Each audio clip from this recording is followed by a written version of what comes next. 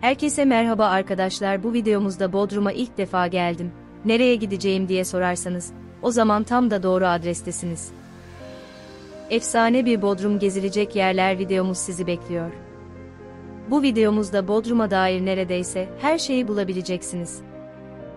Videomuzda hem Bodrum'a birçok kez gelmiş kişiler için az bilinen yerler var, hem de Bodrum'a ilk kez gelenler için Bodrum'da görülmesi gereken en önemli yerler var. Bodrum denilince akla Bodrum gece hayatı geliyor. Ama bu videomuzda Bodrum'un gece hayatından sıyrılıp Bodrum'da görülmesi gereken yerleri detaylı şekilde göreceksiniz. Gerçekten tüm kalbimle söylüyorum, özellikle Bodrum koylarını gördükten sonra zihninizde Bodrum gece hayatı ikinci plana düşecek. Tüm bu yerleri gezmek için bana kaç gün lazım derseniz bence 3-4 gün içinde bu yerlerin tümünü gezebilirsiniz. Bodrum'a genelde yazın gidilir fakat bu zaman diliminin en sıkıntılı tarafı Bodrum trafiği. Hal böyle olunca Bodrum'u rahatça gezmek için size tavsiyem mümkünse Mayıs, Haziran ya da Eylül aylarında burayı gezmek olacak. Bodrum gezilecek yerler listesini iki kısma ayıracağım. İlk kısımda Bodrum merkezde gezilecek yerler var, ikinci kısımda ise Bodrum çevresinde gezilecek yerler var. Bodrum gezilecek yerler listemizin en popüler yeri olan Bodrum Kalesi ile başlıyoruz. Burası Bodrum'da gezilmesi gereken tarihi yerlerin en başında geliyor.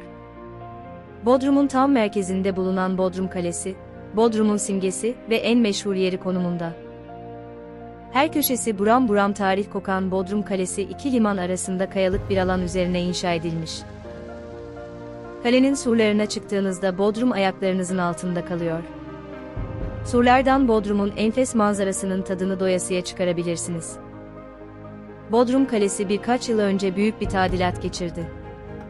Bu tadilat yaklaşık 3 yıl sürdü. Sonunda restorasyon tamamlandı ve kale ziyarete açıldı. Aynı zamanda Sualtı Arkeoloji Müzesi olarak kullanılan Bodrum Kalesi'nin içindeki bölümler ise Ampora Sergisi, Doğu Roma Gemisi, Karyalı Prenses Salonu, İngiliz Kulesi, Türk Hamamı, Cam Batıkları Salonu, Sikke ve Mücevher Salonu, Alman Kulesi, Yılanlı Kule, Cam Salonu, işkence odalarıdır. Bodrum Kalesi'nin en etkileyici bölümü bana göre zindan bölümü, bu kısım girişe biraz uzak ama oldukça ürpertici. Tarihsel olarak Rodos Adası, 1522 yılında Osmanlılar tarafından fethedildikten sonra, Şövalyeler Bodrum'u 1523 yılında terk etmiş.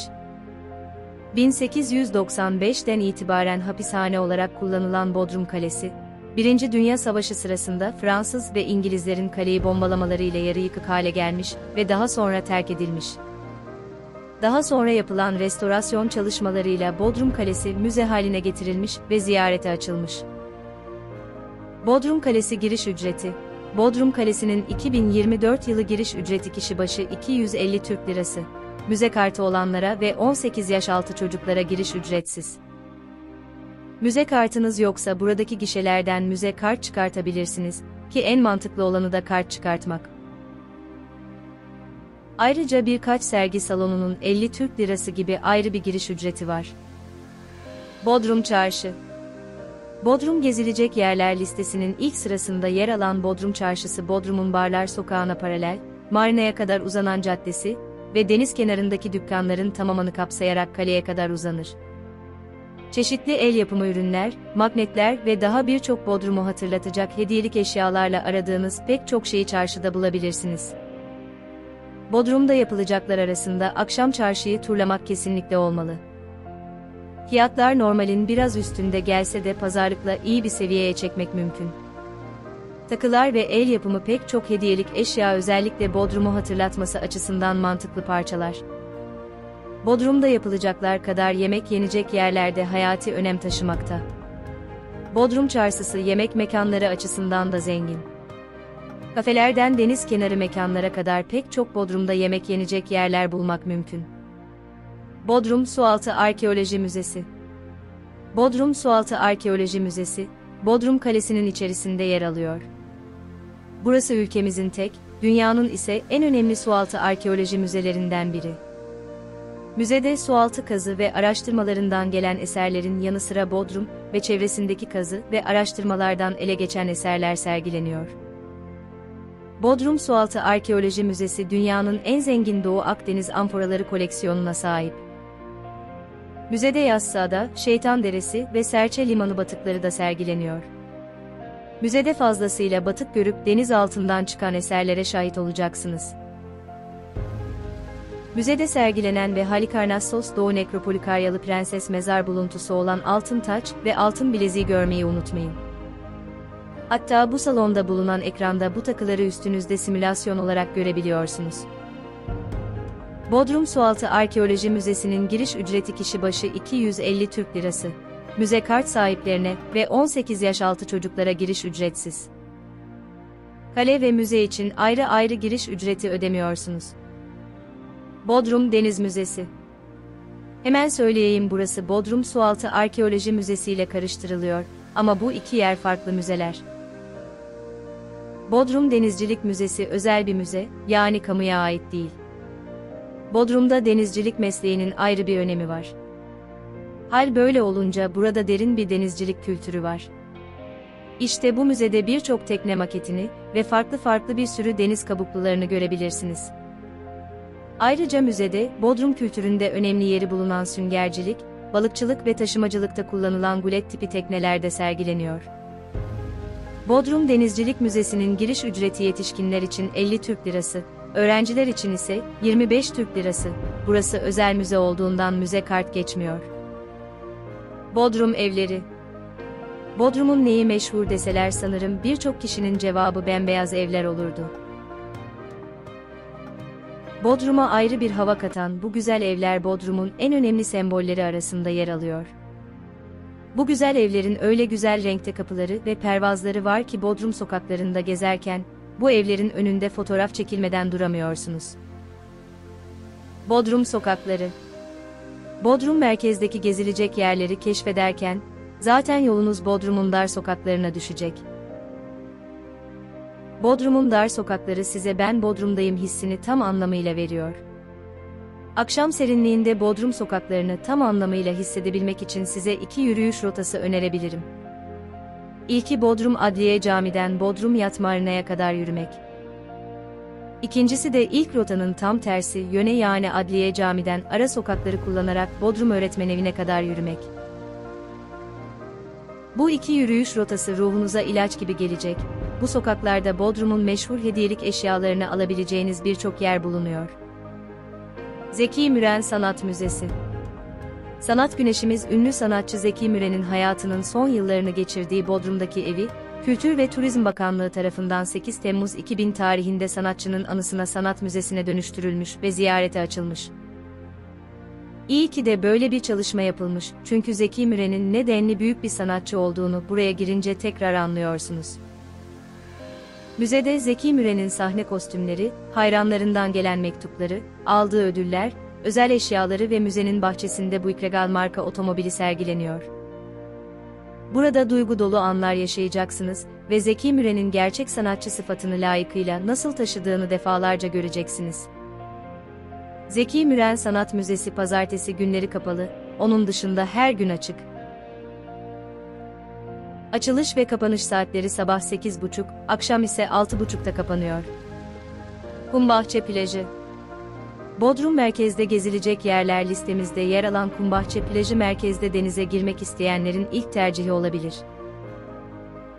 Bodrum'un en canlı mahallelerinden olan Kumbahçe Mahallesi'nde bulunan Kumbahçe Plajı, Bodrum Kalesi manzarası eşliğinde size tertemiz bir deniz sunuyor.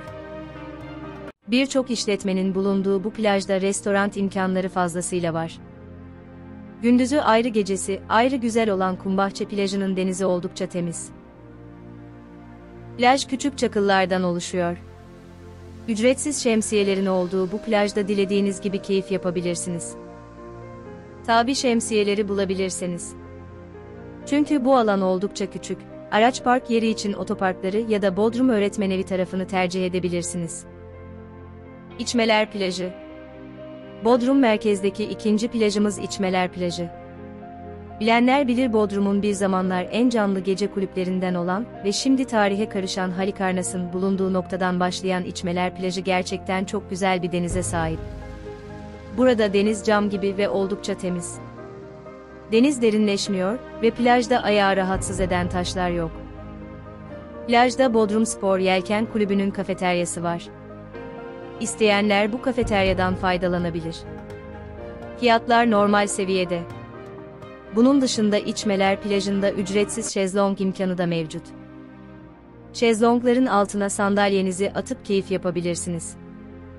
Plajda Yelken Kulübü'ne ait duş ve lavabo da var.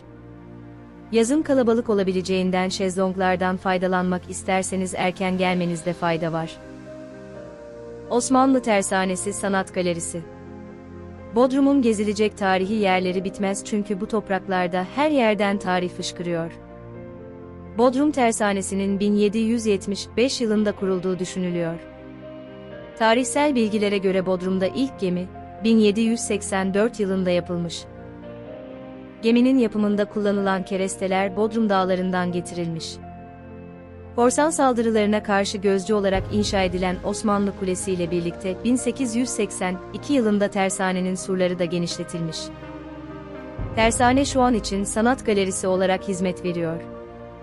Galeride dönem dönem sanatçıların eserlerinin sergilendiği sergiler olabiliyor. Ayrıca burada eski tersanenin arkasında, Atsız Atlı Süvari'nin ve Osmanlı denizcisi Cafer Paşa'nın da türbesi olan Osmanlı mezarlığı bulunuyor. Evet, şimdi sıra Bodrum'un tarihi yerleri arasında en ünlü yere geldik, Halikarnas Mozolesi. Antik dünyanın 7 harikasından biri olarak kabul edilen Halikarnas Mozolesi'nden geriye ne yazık ki bazı taşlar ve kolonlar kalmış. Burada ilk kazı çalışmaları 1857'de Sultan Abdülmecit zamanında izin alan İngiliz arkeolog Charles Newton tarafından yapılmış. Zamanında buradan çıkarılan eserler şimdi British Museum'da sergileniyor. Halikarnas Mozolesi, dünyanın 7 harikasından biri olarak kabul edilmiş ve Yunan mimarisi ve Mısır mimarisi kullanılarak yapılmış bir anıt mezar. Mozole kolonlarda Yunan mimarisinin esintilerini, piramit çatısıyla Mısır mimarisinin özelliklerini taşıyor. Halikarnas Mozolesi ziyaret saatleri, Halikarnas Mozolesi'ni pazartesi günleri hariç diğer tüm günler saat 8 akşam 5 arası ziyaret edebilirsiniz. Maindos Kapısı. Halikarnassos'un giriş kapılarından olan Maindos Kapısı'nın M.Ö. 360'larda yapıldığı düşünülüyor. Burası Büyük İskender'in askerlerinin önüne kazılan hendekler nedeniyle geçemediği kapı olarak biliniyor. Maindos Kapısı, Bodrum Antik Sur Restorasyonu projesi çerçevesinde restore edilmiş ve ziyarete açılmış. 1998 yılı Haziran ayında başlayan bu çalışmalar sırasında, antik yazarlardan Arrianus ve Diodoros'un bahsettiği hendekler ortaya çıkarılmış. 2,5-3 metre derinliğinde olan hendekler kuşatma sırasında mancınık, kuşatma kuleleri ve koç boynuzu gibi savaş aletlerini surlardan uzak tutmak için kazılmış. Maindos Kapısı, 2 anıtsal kule ve onların ardında, şehre girilen kapının da yer aldığı bir avludan oluşuyor. Maindos Kapısı'nın herhangi bir giriş ücreti bulunmuyor. Bodrum Antik Tiyatro. Bodrum'dan Yalıkavak, Turgut Reis tarafına giderken yol üstünde görebileceğiniz Bodrum Antik Tiyatrosu, Halikarnassos Antik Kenti'nin en önemli yapılarından biri. Oturma kapasitesi 3000-4000 kişi olan Bodrum Antik Tiyatrosu'nun 4. yüzyılda yapıldığı düşünülüyor. Tiyatro 3 bölümden oluşuyor. Bunlar sırasıyla, oturma sıraları bölümü orkestra bölümü sahne yapısı. Bodrum Antik Tiyatro günümüzde kültürel etkinlikler için aktif bir şekilde kullanılıyor. Birçok sanatçı burada konser veriyor. Buranın akustiği gerçekten mükemmel ve ses çok güzel yankı yapıyor. Bodrum Antik Kenti'nde birçok etkinlik ve konser düzenleniyor. Burada düzenlenen etkinlikleri takip edin ve sevdiğiniz bir sanatçı gelirse konserine katılmayı ihmal etmeyin. Bodrum Antik Tiyatrosu'nun herhangi bir giriş ücreti bulunmuyor. Arabanıza etkinlik yoksa rahatça park edebilirsiniz. Bardakçı Koyu. Bodrum merkezde denize nerede girilir derseniz bir diğer güzel önerim olan Bardakçı Koyu'na bir şans verin derim. Bodrum'un en güzel plajlarından olan Bardakçı Koyu tertemiz bir denize sahip. Koyda birçok işletme bulunuyor. Dilerseniz bu işletmelerin şezlong ve şemsiyelerinden faydalanabilirsiniz. Ben faydalanmam derseniz koyda minicik bir halk plajı var, orayı kullanabilirsiniz. Koyda suya ilk girişte minicik taşlar var, sonrası tamamen kum, oldukça sığ bir denize sahip olan bu güzel koyda dalga da çok az, yani tüm göstergeler diyor ki burası çocuklu aileler için oldukça ideal. Bodrum Yeldeğirmenleri. Bodrum gezilecek yerler listesinde Bodrum'un en iyi manzarası nerede izlenir sorusunun cevabı geldik. Eğer Bodrum manzarasının tadını çıkarmak istiyorsanız adres Bodrum Yeldeğirmenleri. Yeldeğirmenleri Bodrum'un en meşhur yerlerinden biri. Bir tarafta Bodrum merkez, diğer tarafta Gümbet tarafı. Bodrum'a gelirseniz burada kesinlikle gün batırın ve güneşin süzülüşünü izleyin. Burayı Bodrum'da akşam gezilecek yerler listesine de ekleyebilirsiniz. Gelelim Yeldeğirmenlerine. Değirmenlerin durumu içler acısı. Geceleri alkolü fazla kaçıranların uğrak mekanı burası. Burası ne yazık ki bilinçsiz insanların çöp yuvası. Umarım yetkililer buraya bir gün el atar. Çünkü turizm açısından gerçekten iyi değerlendirilmesi gereken bir yer. Edesa Antik Kenti. Bodrum'un tarihi çok derin dedik ya, işte bunun bir ispatı da Pedasa Antik Kenti. Kent Bodrum'un merkez mahallesi olan Konacık'ın biraz yukarısında bulunuyor. Bodrum tarihinin bilinen en eski Milletileleklerin başkenti olan bu kentin M.Ö. 2000'li yıllarda kurulduğu düşünülüyor. Troya Savaşı sırasında Karyalılar ile birlikte olan Lelek halkı, Troya'nın güneyinde Pedasos şehrinde yaşarken, Troya Savaşı sonrasında güneye inerek Karya bölgesinde Halikarnassos civarına yerleşmişler. Bodrum civarına yerleşen Lelekler 8 antik kent kurmuş. İşte bu kentlerden biri de Pedasa. Ormanlık bitki örtüsü içinde izlerini bırakmış, bu antik şehirde kazı çalışmaları halen devam ediyor. Antik kente ulaşım için araba ile belli bir yere kadar ilerliyorsunuz ve daha sonra kente ulaşmak için yaklaşık 1 kilometre yürüyüş yapıyorsunuz. Pedasa Antik Kenti'nin herhangi bir giriş ücreti bulunmuyor. Buraya araç şart, bilginiz olsun. Merkezde vaktiniz kısıtlıysa burayı pas geçebilirsiniz. Gümbet Sahili. Gümbet, Bodrum şehir merkezine dolmuşla 5 dakika uzaklıkta yer alıyor. Gümbet'te bulunan Gümbet Koyu Bodrum tatilcilerinin yakınlık açısından denize girmek için tercih ettikleri ilk koy. Bodrum gece hayatının en canlı olduğu yerlerinden biri olan Gümbet Barlar Sokağı'nda birçok ünlünün performans sergilediği gece kulüpleri bulunuyor. Gümbet Barlar Sokağı'nda en bilinen gece kulüpleri, Hoş Club, Sapire Gece Kulübü, Paşa Club, Sebastian Club. Bodrum çevresinde gezilecek yerler. Bodrum gezilecek yerler listesinde Bodrum merkezde olan yerleri tamamladık. Bodrum yarımada şeklinde olduğu için Bodrum'un mahalle ve köyleri oldukça fazla olup videomuza Bodrum çevresinde gezilecek yerler ile devam ediyoruz. Eğer Bodrum'da bir gün vaktiniz varsa sadece merkezdeki yerleri gezmenizi öneririm. Vaktiniz geniş ise Bodrum etrafındaki yerleri gezebilirsiniz. Bodrum çevresinde gezilecek yerler listeme, bu listemin göz bebeği olan Orak Adası ile başlamak istiyorum. Orak Adası. Bodrum çevresine en favori yerim ile başlıyorum. Normalde yerleşim yeri olan bir yerle başlamak isterdim, ama Orak Adası bence Bodrum'un doğa açısından en güzel yeri. Orak Adası'na cennetten bir köşe desek kesinlikle abartmış olmayız. Sadece tekneyle ulaşım olan Orak Adası muhteşem güzellikte bir denize sahip. Bodrum tekne turları ile ziyaret edebileceğiniz Orak Adası'nda bol bol yüzmek bedene ve ruha huzur veriyor. Orak Adası'nın herhangi bir giriş ücreti yok, ücretsiz şekilde burada keyif yapabilirsiniz. Bodrum Yalı Çiftlik Plajı. Bodrum'da araba ile ulaşım olan enfes bir koy arayan varsa Yalı Çiftlik Plajı'nı gönül rahatlığıyla tercih edebilir. Burası halk plajı dolayısıyla herhangi bir giriş ücreti yok. Sayısı az olsa da şezlong ve şemsiyelere de ücret ödemiyorsunuz. Halk plajı, ama gerçekten bu zamana kadar gördüğümüz en güzel halk plajı burası olabilir. Bodrum'da ucuz makul seviyelerde plaj arıyorsanız burayı not alın. Yalı Çiftlik Halk Plajı'nda belediyeye ait bir işletme bulunuyor. Dilerseniz bu tesiste bir şeyler yiyip içebilirsiniz, fiyatlar gayet makul seviyelerde. Bodrum'da böyle bir plaj kaldı mı demeyin, evet şu an için böyle bir plaj var. Kargıcak Koyu. Bodrum gezilecek yerler listemizdeki araba ile ulaşabilen koylardan biri olan Kargıcak Koyu'na geldik.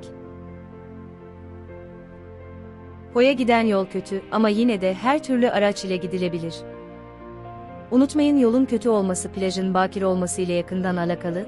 Yol kötü ise çok daha güzel bir plajla karşılaşma olasılığınız her zaman daha yüksek. Kargıcak Koyu sezonda hafta içi sakin, hafta sonu ise kalabalıklaşıyor. Deniz mükemmel, söylenecek söz bırakmayan enfes bir deniz sizi bekliyor. Kargıcak Koyu'na giderken yiyecek içecek noktasında hazırlıklı gidin. Koya en yakın market 6-7 kilometre uzaklıkta. Burada doğa ile baş başasınız. Herhangi bir tesis, işletme, market, lavabo, duş, su yok, hatta çöp konteyneri bile yok ama telefon çekiyor, korkmayın. Bitez. Listemize Bodrum merkeze çok da uzak olmayan Bitez ile devam ediyoruz. Bitez ile Gümbet birbirine oldukça yakın konumda. Bitez, yarım ay şeklinde upuzun bir kumsala, sığ bir denize sıfır otellere ve çok güzel restoranlara sahip bir yer. Bodrum merkeze en yakın nerede denize girilir sorusunun cevabı Gümbet ve Bitez plajlarıdır. Bitez plajı, Bitez yalısı olarak da anılıyor. Bitez plajının denizi hem sığ hem de deniz suyu sıcaklığı oldukça iyi, çocuklu aileler için ideal bir plaj. Normalde halk plajı olan ve girişi ücretsiz olan Bitez plajında birçok özel işletme var, isterseniz buraları da değerlendirebilirsiniz. Bitez'e gelmişken Bodrum'un meşhur Bitez dondurmasını tatmadan dönmeyin, farklılık isterseniz mandalinalıyı tercih edin derim. Akvaryum Koyu. Muğla'da neredeyse her ilçenin bir akvaryum koyu var. Bodrum Akvaryum Koyu, Gümbet ile Bitez arasındaki yarımadada kalıyor. Buraya karadan ulaşım var fakat araba ile belli bir yerine kadar gidiyorsunuz, sonrasında ayaklara kuvvet yürümeniz lazım, dolayısıyla iyi bir yürüyüş ayakkabısı şart, yani çocuk varsa burayı bence tercih etmeyin. Akvaryum Koyu bakir bir yer, burada herhangi bir tesis yok, yiyecek ve içecek noktasında tedarikli gitmeyi unutmayın. Ben yürümem derseniz tekne turları genel olarak bu koya gidiyor, yani günübirlik tekne turunu tercih edebilirsiniz. Özetle Bodrum'da az bilinen bir koy tercih etmek ve pahalı beachclub'larda çarpılmamak isterseniz Akvaryum Koyu'nu tercih edebilirsiniz. Ortakent Yahşi Plajı. Bodrum çevresinde gezilecek yerlerde takdir edersiniz ki bol bol plaj ve koy var, Yahşi Plajı da bu plajlardan biri. Yahşi Plajı, Bodrum'un Ortakent mahallesinde bulunuyor. Ortakent mahallesi pırıl pırıl masmavi denizi, mavi bayraklı plajları ve mandalina bahçeleriyle gelenleri mest ediyor. Ortakent mahallesi Bodrum merkeze 13 kilometre uzaklıkta bulunuyor. Buraya Bodrum merkezden dolmuş minibüslerle gelebilirsiniz. Bu plajı Temmuz-Ağustos aylarında tercih etmemenizi öneriyoruz. Plaj öyle kalabalık oluyor ki deniz artık bulanık gibi görünmeye başlıyor. En doğru zaman Mayıs-Haziran ve Eylül-Ekim ayları. Yahşi Plajı mavi bayraklı bir plaj. Suyun ne kadar berrak ve temiz olduğunu gittiğinizde göreceksiniz. Plaj ve denizin tabanı ince kum. Zaman zaman çakıl gibi yerlere de denk gelebiliyorsunuz. Camel Beach. Bodrum gezilecek yerler listemize Bodrum'un yerlileri arasında oldukça meşhur olan bir yer olan Camel Beach ile devam ediyoruz. Yahşi plajına oldukça yakın konumda olan Camel Beach bölgede Kargı Koyu olarak da biliniyor. Bodrum'da ucuz ve güzel bir plaj arayanlar buraya gelsin derim. Camel Beach'in denizi kumlu ve tertemiz ve su sıcaklığı Yahşi'deki gibi soğuk. Sahilde çeşitli tesisler var. İsterseniz bu tesislerden şezlong ve şemsiye kiralayabilirsiniz, isterseniz kendiniz kafanıza göre takılabilirsiniz. Anthaven, Aspat Koyu. Aspat, Bodrum merkeze 14 kilometre uzaklıkta bulunuyor. Bağla Koyu'nun yanındaki tepeyi aşarak ulaşılan Aspat'ta yer yer yıkılmış ve birkaç kalıntısı kalmış Aspat Kalesi de bulunuyor. Bu kaleye yoldan dolayı yazın sıcağında çok da gitmeye gerek yok. Aspat'ta denize girmek için Aspat Koyu'na gidebilirsiniz. Buranın denizi oldukça temiz, plaj alanı çok geniş ve her zaman esintili. Palmiye ağaçlarının altında, kalabalıktan uzak keyif yapabilirsiniz. Aspat Koyu'ndaki işletmenin giriş ücreti oldukça fazla olup 13 yaşa kadar çocuklar için ücretsiz. Ödediğiniz ücreti bilekliğinize bileklik şeklinde yüklüyorlar, işletmede yeme içme olarak kullanabiliyorsunuz. Akyarlar. Akyarlar, Bodrum merkeze 22 kilometre, Turgut Reis'e 8 kilometre, Milas-Bodrum Havalimanı'na 58 kilometre uzaklıkta bulunuyor. Akyarlarda esen püfür püfür rüzgardan dolayı burası sörfçülerin uğrak yeri konumunda. Balıkçı restoranları, Kemerköyü ve 1931 yılında Fransızlar tarafından yapılmış Hüseyin Burnu Feneri ve kum hamamını Akyarlar'da görebilirsiniz. Akyarlar otel noktasında da gelişmiş imkanlara ve tesislere sahip. Bodrum'da sakin bir tatil istiyorsanız buradaki otelleri tercih edebilirsiniz. Ayrıca Bodrum kalabalıklığından sıkılarsınız Akyarlar'ı tercih edebilirsiniz. Turgut Reis. Turgut Reis, Yarımada'nın Bodrum'dan sonraki en büyük yerleşim yeri. Burası adını Osmanlı kaptanı olarak Akdeniz'de birçok yeri fetheden Turgut Reis'ten almış. Turgut Reis'in yaklaşık 2,5 kilometrelik kumsalı bulunuyor ve bu kumsal üzerinde birçok otel ve pansiyon var. Turgut Reis'e gelirseniz Demarin Turgut Reis Marina'yı gezmeyi ihmal etmeyin. Demarin, Uluslararası Klasik Müzik Festivali'ne de ev sahipliği yapıyor. Turgut Reis'e giderseniz Turgut Reis Dağı'na çıkıp buradan bölgeyi kuş bakışı izleyebilirsiniz. Ayrıca burada bulunan tarihi yel değirmenlerini de ziyaret edebilirsiniz. Turgut Reis'te yapılacak diğer bir aktivite ise, her cumartesi kurulan yerel pazardan alışveriş yapmak. Bu pazardan Ege'ye özgü otlar, yöresel yemekler ve hediyelik eşya satın alabilirsiniz. Gümüşlük. Bodrum gezilecek yerler listemizin en romantik yerlerinden birine geldik. Antik Maindos kentinin üzerine kurulmuş olan Gümüşlük, balıkçı restoranlarıyla nam salmış bir yer. Küçük kendi halinde bir köy olan Gümüşlük tarihi ve doğasıyla Bodrum Yarımadası'nda oldukça özel bir yere sahip. Bodrum'da özel günlerinizi kutlayacaksanız burası atmosfer açısından oldukça uygun ancak tabi güzel bir bütçe şart. Bodrum Gümüşlük gezilecek yerler listesinde Gümüşlük koyunun ilerisinde yüzerek de gidebileceğiniz Tavşan Adası bulunuyor. Buradan denize daldığınızda Maindos antik kentinin kalıntılarını da görebilirsiniz. Gümüşlük'te çarşamba günleri sahilde kurulan pazarda yöresel ürünler dahil olmak üzere birçok şey alabilirsiniz. Bodrum'a bağlı bir mahalle olan Gümüşlük'e Bodrum merkezden dolmuşla geçebilirsiniz. Yalıkavak. Bodrum'un en elit ve cool yeri Yalıkavak'tayız. Bodrum merkeze 18 kilometre uzaklıkta bulunan Yalıkavak'a Bodrum'dan dolmuş ile ulaşabilirsiniz. Buraya gelirken yol üzerinde Yalıkavak'ın manzarasının ne kadar güzel olduğunu göreceksiniz. Ayrıca birçok ünlünün burada evi bulunuyor. Yalıkavak'ta 43 yıldan beri her perşembe kurulan Yalıkavak pazarını gezmeyi unutmayın. Yalıkavak denilince akla gelen şeylerden biri olan Yalıkavak Marina'ya da gitmeyi ihmal etmeyin. Burası gerçekten lüks ve kaliteli bir marina, çünkü marinanın mimarisine ve peyzajına büyük önem vermişler. Güvenlik üst düzey, garip tipli insan göremezsiniz, lüks mağazalar ve restoranların adresi burası. Türkbükü. Bodrum gezilecek yerler listesinin en ünlü yerlerinden biri Göltürkbükü'ne geldik. Türkiye'nin Ibızası olarak anılan Göltürkbükü ünlülerin uğrak yeri olduğu kadar yabancı turistlerin de yatlarıyla uğradığı oldukça popüler bir yer. Göltürkbükü'ne yakın Torba Koyu da oldukça sakin ve huzurlu.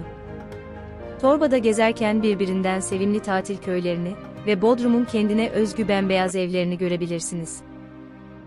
Göltürkbükü'nde belediyenin işlettiği halk plajı var. Burada şezlong ve şemsiye ücretsiz, fiyatlar oldukça makul. Bunun dışındaki işletmelerde bir lahmacunun fiyatını söylememe gerek yok herhalde. Cennet Koyu. Göltürkbükü'ne oldukça yakın, adının hakkını veren bir yer Cennet Koyu. Burası Bodrum'a 20 kilometre, Türkbükü'ne ise sadece 3 kilometre uzaklıkta. Yeşil ile mavi iç içe ve deniz tertemiz. Cennet Koyu'nda herhangi bir tesis yok, el değmemiş ve kirletilmemiş bir yer. Bodrum gezilecek yerler listesinin denize girme açısından en güzel yerleri arasında ilk 3'e burayı koyarım. Bodrum Cennet Koyu'nda kamp da yapabilirsiniz, yalnız burada herhangi bir kamping tesisi yok. Yiyecek içecek açısından hazırlıklı gelmelisiniz. Mangal yakmak yasak, duş, lavabo, soyunma kabini imkanı yok. Bu arada sinek ilacı kesinlikle alın. Bodrum Cennet Koyu'na gitmek için aracınızın olması gerekiyor. Ya da Göltürkbükü'ne geldiyseniz 3 kilometrelik bir yürüyüşle Cennet Koyu'na ulaşabilirsiniz. Torba Plajı. Bodrum'un kuzey yakasındaki son durağımız Torba Halk Plajı. Torba hem tatil sitelerine hem de birçok otele ev sahipliği yapıyor. Kendi halinde küçücük bir belde olan Torba oldukça güzel bir denize sahip. Torba Halk Plajı'nın denizi temiz ve ılık. Çoğu halk plajında olduğu gibi burası da küçük bir alana sahip. Duş ve giyinme kabini mevcut, ayrıca plajın hemen yakınında belediyenin kafesi var ve fiyatlar uygun. Bu plajın ilerisinde açlık alan var, genelde insanlar burayı tercih ediyor. Deniz taşlık deniz ayakkabısı yanınızda bulunsun, parasız girilen yerde duş ve lavabo yok. Ayrıca Torba balıkçılar için oldukça popüler bir yer. Bodrum'da balık tutacaksanız burayı değerlendirebilir ya da buradan kalkan teknelerle ücret karşılığı açılıp balık avlayabilirsiniz. Bodrum Güvercinlik. Bodrum civarında denizi ilk Güvercinlik'te görürsünüz. Güvercinlik, Bodrum merkeze 20 kilometre uzaklıkta bulunuyor. Bodrum'un en meşhur ve lüks otelleri Güvercinlik'te bulunuyor. Bodrum Güvercinlik gezilecek yerler noktasında özellikle Güvercinlik sahilinde yürüyüş yapmayı tavsiye edebilirim. Ayrıca Güvercinlik'te sessiz sakin bir yerlere gitmek istiyorsanız Meşelik ve Mumcular mahallelerine gidebilirsiniz. Civardaki köylerin pazarlarında organik ürünler alabilirsiniz. Bu civarlarda kahvaltı yapmak isterseniz Zıp Zıp kahvaltı yerine önerebilirim. Güvercinlik'in karşısında Salih Adası bulunuyor. İsterseniz buraya tekneyle geçebilirsiniz. Bodrum Gece Hayatı. Bodrum gezilecek yerler bittiyse artık eğlenme vakti. Bodrum denilince çoğumuzun aklına gece hayatı geliyor. Çünkü biz televolelerle, magazin programlarıyla büyüdük. Bodrum gece hayatının kalbi Bodrum Çarşı'da bulunan Barlar Sokağı'nda atıyor, gecenin ilerleyen saatlerine dek çılgınlar gibi eğlenen insanlar var. Barlar Sokağı'nda diğer kulüplere göre fiyatlar daha makul. Barlar Sokağı'na alternatif olarak bir de Gümbet'i değerlendirebilirsiniz. Daha üst seviyedeki yerler için Yalıkavak tarafını tercih edebilirsiniz. Siz yorumları okumadan bu mekanları tercih etmeyin derim. Victoria Club, Marina Club Yacht Bodrum, Küba Bar, Mandalin, Kule Rock City. Hoş, Paşa Club, Barine Club Katamaran, Karpuz Bar, Feni Yalıkavak Marina. Bodrum'da alışveriş için AVM ihtiyacınız varsa aşağıya Bodrum merkezde ve çevre mahallelerinde bulunan alışveriş merkezlerini sıralıyorum. Midtown, Oasis, Milta Bodrum Marina, Bodrum Avenue, Palmarina, Demarin. Bodrum'da gezilecek yerler listesi ve Bodrum gezi rehberimiz bu kadardı. Katkı yapmak isterseniz yorum bölümüne bekliyorum. Bodrum'un plaj ve koylarını keşfetmek için kanalımızda diğer videolarımıza da göz atmayı unutmayın. Herkese iyi eğlenceler dileriz.